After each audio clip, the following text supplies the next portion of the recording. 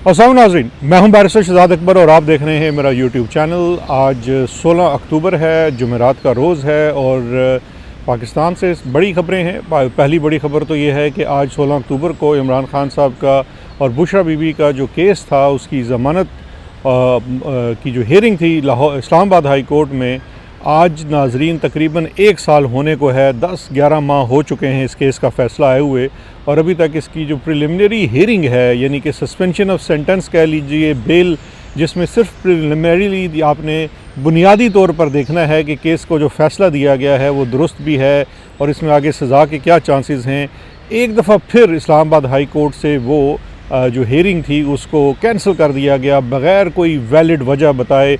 वजह तो हम सारे जानते हैं, क्योंकि तोशाखाना केस में अभी तक सज़ा नहीं हो पाई है। इसी तरह से GHQ हमला 9 मई के केसेस के अंदर भी अभी काफ़ी वक्त बाकी है सज़ा होने में, लिहाजा इस केस को उस वक्त तक नहीं सुना जाएगा, नहीं छेड़ा जाएगा जब तक कि बाकी केसेस के अंदर मामलात जो हैं वो तय नहीं पा जाते। तो लिहाजा इसलिए आज जब वैसे इतला तो कल रात को ही आ गई थी कैंसलेशन की, और कैंसलेशन की जो वजह को बताई जा रही है कि जी जज साहब ने, चीफ़ जस्टिस साहब ने किसी खाने खूने पे जाना था। आप अंदाज़ा कर लीजिए कि इस वक्त मुल्क के अहम तरीन केसेस में से जो केस हो सकता है उस केस के अंदर ये सूरत हाल है। खैर, ये तो मामला था जनाब आज इस्लामाबाद हाई कोर्ट में। वहाँ पे आज बैरिस्टर सलमान सफदर जो वकील हैं इमरान खान के इस केस में, वो भी मौजूद थे। सलमान, उसके अलावा जो वज़ीर हमारे हैं सेक्रेटरी जनरल सलमान अकरम राजा, वो भी मौजूद थे। बहनें भी मौजूद थी, उनकी भी मीडिया से बात हुई।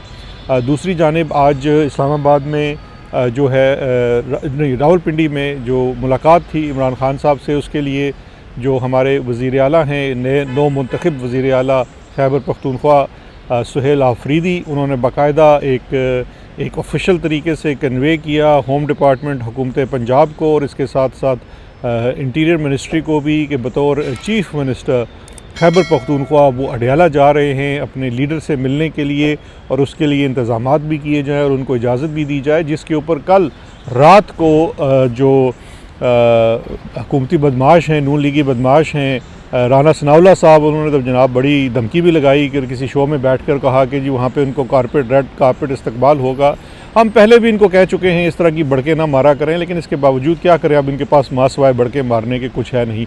सियासी तौर पर आप देख सकते हैं कि मंजरनामा तकरीबन ऐसा ही है और ऐसा ही चलता रहेगा। इस वक्त मुल्क में जो सबसे बड़ी ख़बर और ये जो चीज़ काबिले जो बहस बनी हुई है, मैं आज उसके ऊपर कुछ बात करना चाहता हूँ और वो बात जो है वो अब आपने बड़े गौर से सुननी है और उसको समझनी है।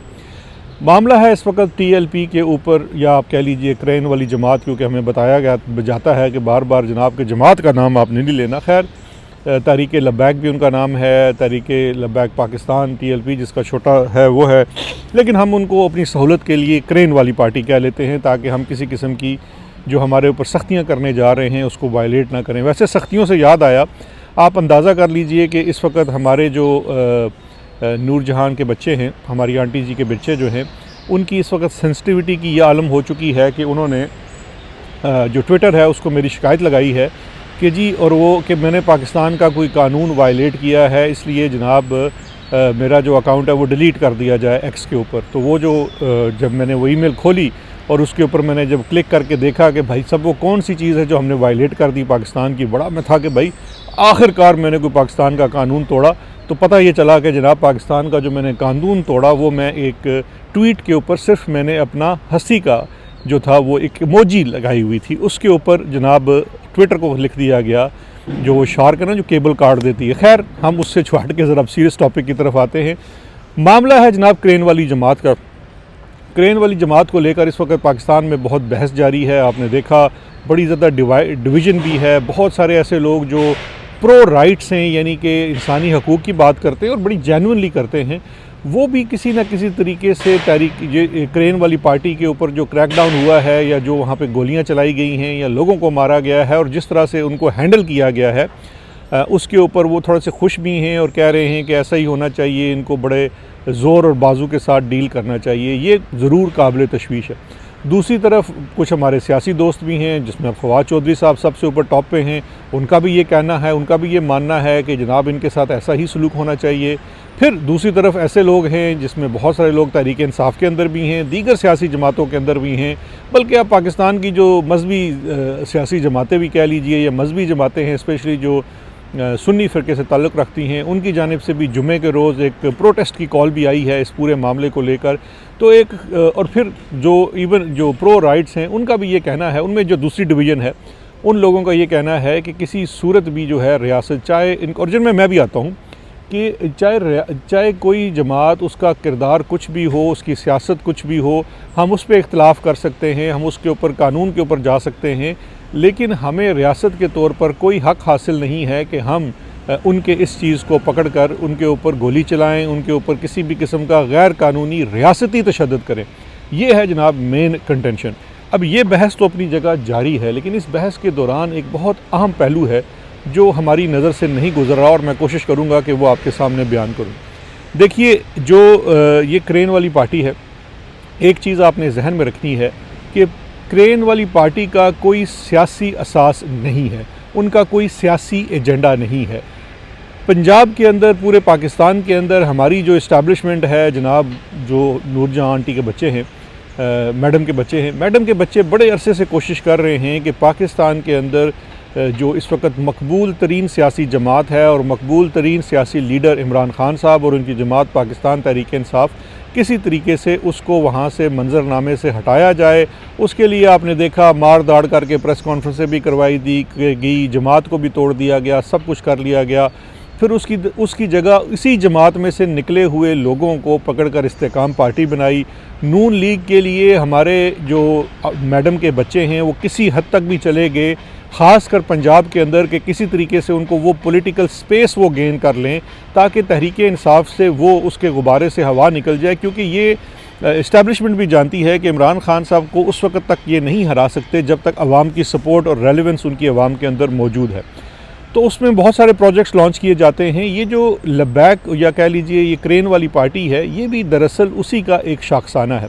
अब आप ज़रा सोचिए एक लम्हे के लिए तौक़ुफ़ करके कि हजूरे वाला कि एक जमात जो है जिसका टोटल सियासत और टोटल जो चीज़ है वो ख़त्म नबूवत के ऊपर मबनी है, और फिर वो ख़त्म नबूवत से हट कर एक बहुत ज़्यादा एस्केलेशन करते हैं। देखें, आप कोई जमात होती है, उसका एक बुनियादी नुक्ता होता है, उस पर वो किसी हद तक भी जाने को तैयार होती है, लेकिन उसके साथ साथ बहुत सारे ऐसे इश्यूज़ होते हैं जिसके ऊपर उनकी कोई पॉलिसी स्टेटमेंट होती है, कोई पॉलिसी होती है। जैसे कि कश्मीर का इशू हो सकता है, फ़ॉरेन पॉलिसी के दीगर इशू हो सकते हैं, फ़लस्तीन का इशू हो सकता है, दीगर मामलात हो सकते हैं।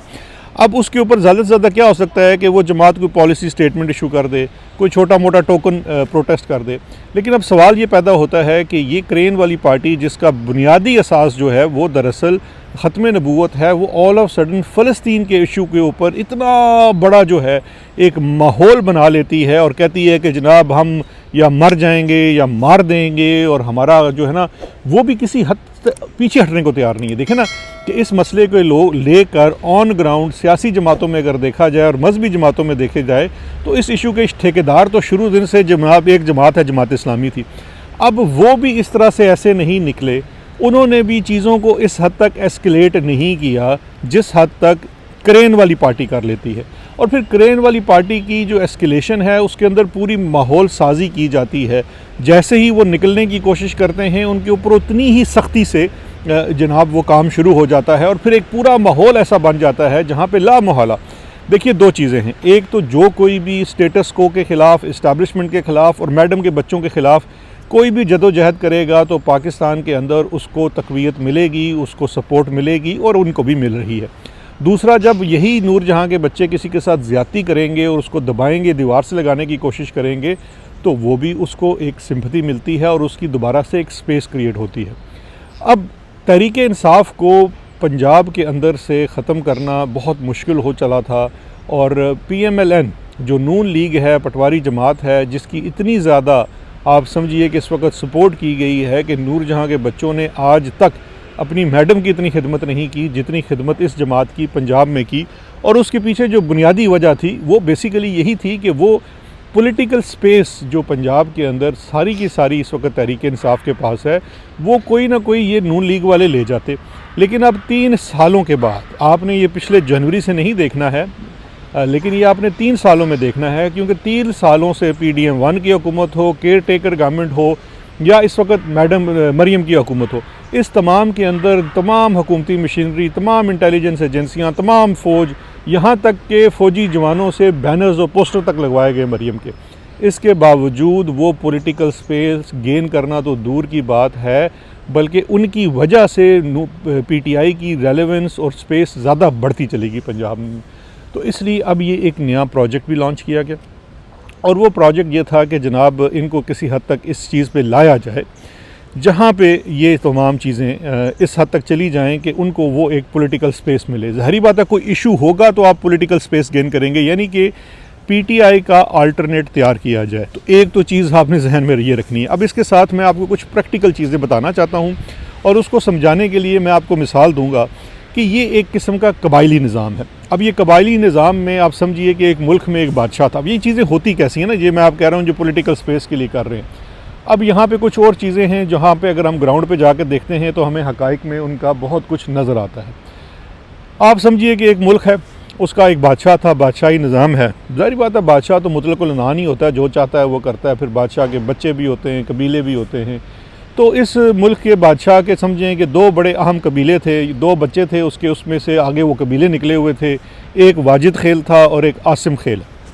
अब वो जो वाजिद खेल है वो अपना उसका एक अपना काम धंधा था, जो आसिम खेल है उसका एक अपना काम धंधा था, और इन दोनों के काम धंधे के अंदर आप समझिए कि बहुत सारे मामलात थे। अभी कुछ अर्सा पहले आप देखिए तो जनाब वो इसी मुल्क के एक और सूबे में जो जनाब अलहाक शुदा सूबा है, उसके अंदर कुछ डिस्टर्बेंस पैदा हुई, और वो डिस्टर्बेंस पैदा होने की वजह जो है उसके पीछे पता ये चलता है, जब थोड़ा सा हम कुरेदते हैं कि जनाब उस जो सूबा है उसके अंदर जो है एक कारोबार बहुत अरसे से जारी था, और वो कारोबार था जनाब जो सिगरेट की फैक्ट्रियां हैं जो वहाँ लगी हुई हैं, और वो टैक्स नेट से भी बाहर हैं, और वो स्मगलिंग वगलिंग सारा वो काम करते हैं। अच्छा, अब वो उसमें वाजिद खेल जो था ना, उसका भी कुछ ना कोई अपना बड़ा ज़्यादा पर्सनल इंटरेस्ट था, क्योंकि दरअसल उसके ख़ानदान का ताल्लुक़ भी उसी सूबे से था।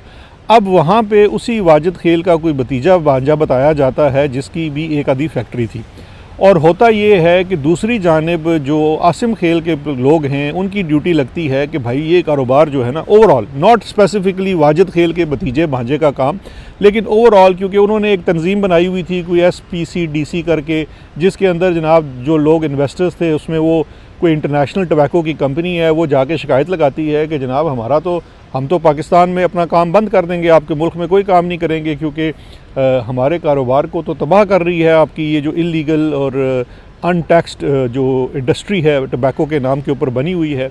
और आपको मैं एक बात बता दूं, दुबई, ईरान, अफ़गानिस्तान और फिर यूरोप तक ये जो फैक्ट्रियां हैं यहाँ से सिगरेट बनते हैं और वहाँ सप्लाई होते हैं। बल्कि आप जाके कोई उनको ऑर्डर दें, आप उनको बताएं आपने जो ब्रांड बनाना है, जाली बनाना है, असली बनाना है, वही वाला छापा मार्का लगा के बना देते हैं। आपके कंटेनर्स यहीं कराची से निकल के पूरी दुनिया को जाते हैं। तो इतना बड़ा और ये वसी कारोबार है, अरबों रुपए का ये कारोबार है। अच्छा जी, जब ये उधर से आसिम खेल की ड्यूटी लगती है कि ये चीज़ आपने क्रश करनी है, आसिम खेल उसको क्रश करने के लिए निकलता है, और जब वो उसको क्रश करने के लिए जाते हैं तो वो जो वाजिद खेल वाले हैं वो फिर ज़ाहिर बात है ऑन ग्राउंड लोगों को लगाते हैं माल मता के जनाब आपने इस चीज़ के ऊपर खड़ा करना है। तो वहाँ पे फिर एक माहौल साजी होती है। अच्छा, ये जो अब लड़ाई है आसिम खेल की, ऑफ कोर्स इसके अंदर बहुत सारे पहलू हैं, मैं तो आपको इसमें से सिर्फ थोड़ा सा इनका पर्सनल फाइनेंशियल इंटरेस्ट की बात बता रहा हूँ। अच्छा, अब ये वाजिद खेल और आसिम खेल की लड़ाई यहाँ तक नहीं फैली हुई, ये लड़ाई जो है ना इस वक्त पिंडी, इस्लामाबाद और इसके इलाकों में भी फैली हुई है। यहाँ पे भी ज़मीन के कारोबार, रियल इस्टेट के कारोबार, सोसाइटियों के मामलात, इससे ले उससे दे, इधर जनाब प्लॉट ले ले, उधर कोठी ले ले, उधर फ्लैट ले ले, उधर प्लाजा ले ले, ये तमाम चीज़ें जो हैं इस वक्त जारी हैं। और स्पेशली जो है वाजिद खेल का तो जनाब इतना ज़्यादा नाम बदनाम हो चुका है जिसका कोई अंदाज़ा नहीं। लेकिन इस तमाम जंग के अंदर अब ये होता क्या है, एक तरफ रियासती पॉलिसी है, रियासती पॉलिसी है कि क्या क्या करना है, फिर उस रियासती पॉलिसी के इम्प्लीमेंटेशन के अंदर अपॉर्चुनिटीज़ हैं। वो अपॉर्चुनिटीज़ क्या हैं क्योंकि देखिए सदा बादशाही तो इस मुल्क में बड़े बादशाह की होती है ना, वो जो बड़ा बादशाह बैठा हुआ है जो 10-15 साल के लिए आया हुआ है, अब उसकी बादशाही के नीचे नीचे जो बाकी चाकर वाकर हैं, कोई फलाना खेल है, कोई वाजिद खेल है, कोई आसम खेल है, कोई वो नदीम खेल था पहले, कोई डर्टी हैरी खेल है, फलाने खेल हैं, ये अब करते ये हैं। अब नया इनका काम शुरू हो गया है कि जितना बीच में मौका मिले उतना कम अज़ कम अपना माल भी बनाओ। तो उस पॉलिसी की इम्प्लीमेंटेशन के अंदर भी बहुत ज़्यादा मालो मता जो है वो इस वक्त पैदा करना शुरू किया जा चुका है। मैं बार बार पीछे बाय द वे इसलिए देखता हूँ कि मेरा बैग पड़ा हुआ है जिसमें मेरा लैपटॉप है, मैं क्या कुछ चुक के ना लाया जाए। लंदन के भी हालात आपको पता है काफ़ी ख़राब है। तो खैर अच्छा, वहाँ पे जो ये जो सारे खेल हैं ये अपनी दिहाड़ी लगाने से उसकी इम्प्लीमेंटेशन में बाज नहीं आते हैं, और जहाँ उनको मौका मिलता है वो 2-4 अरब की दिहाड़ी लगा लेते हैं। तो अब उसी इम्प्लीमेंटेशन में जब पंजाब की मामलात आते हैं तो पंजाब में भी आप समझिए कि दोनों खेलों की ड्यूटी लगी हुई है। चोर सिपाही का खेल हो रहा है, या आप कह लीजिए कि एक नूरा कुश्ती करवाई जा रही है वाजिद खेल की और आसिम खेल की। यानी कि आपको मिसाल के तौर पे हम बता देते हैं, ये मिसाल है, बाकी आप सारे समझदार हैं। मिसाल ये है कि चोर सिपाही के खेल में जो है वो आसिम खेल की ड्यूटी लग गई है कि तुमने सिपाही का किरदार अदा करना है, और वाजिद खेल की ड्यूटी लग गई है कि तुमने चोर का किरदार अदा करना है। अब जनाब वो चोर सिपाही खेल रहे हैं, फिर वो जनाब मैदान में भी आते हैं, वहाँ पे नूरा कुश्ती होती है, वो जनाब ये वाला दाव चलता है, वो वाला दाव चलता है, इसको परत उसको अरत। लेकिन ये तमाम का तमाम धंधा किस लिए है? ये धंधा किस लिए है जनाब? नवंबर तक हम आपको पहले बताया था, 3-4 महीनों से बताया था कि तहरीक इंसाफ वालों को तो बाय द वे चाहिए पॉपकॉर्न्स लेके बैठ जाएं, टांगे ऊपर करके सोफे पर रख के आराम से ये खेल देखें, क्योंकि नवंबर तक इस पूरे मामले के अंदर बहुत सारे खेल रचाए जाएंगे।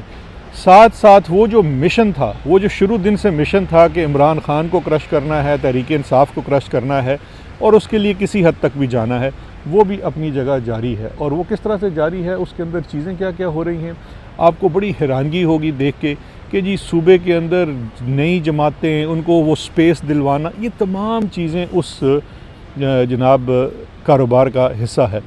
और असल काम क्या है कि जो बड़ा बादशाह है जो बैठा हुआ है और 10-15 साल तो उसने बैठे रहने का प्रोग्राम बनाया हुआ है, उसके इक़्तिदार को तवालत देनी है, और उसको तवालत देते हुए किसी और की जो है वो स्पेस आवाम के अंदर नहीं रखनी है। तो ये वाला मिशन जारी है। उसके लिए फ़िलहाल जो है ये 2 खेल वाजिद खेल और आसिम खेल इस्तेमाल हो रहे हैं। कल इनको रिप्लेस भी कर लिया जाएगा। ज़ाहिर बात है ये बादशाहत की कॉन्टीन्यूटी के लिए ज़रूरी है कि आवाम को छोटी मोटी तब्दीलियाँ दे दी जाएँ, क्योंकि इससे पहले जो आसिम खेल से पहले नदीम खेल जब गया तो हम ने कहा चलो जी ये चला गया, नया आया, बड़ा प्रोफेशनल है। अच्छा जब ये चला जाएगा तो अगला आएगा, वो कहेंगे नहीं यार वो पिछला बहुत बुरा था, अब नया आने वाला अच्छा होगा। तो आवाम को वो छोटी मोटी तब्दीली के जो जनाब छोटे मोटे वो चूरन चाहिए वो मिलते रहें, ताकि वो उनका ध्यान बड़े इशू के ऊपर ना पड़े। ये भी इस तमाम सूरत हाल का, मौजूदा सूरत हाल का एक पहलू था। इसको आपके सामने उजागर करना बड़ा ज़रूरी था। वो कहते हैं तुम जो चाहो तो सुनो, जो ना चाहो तो ना सुनो।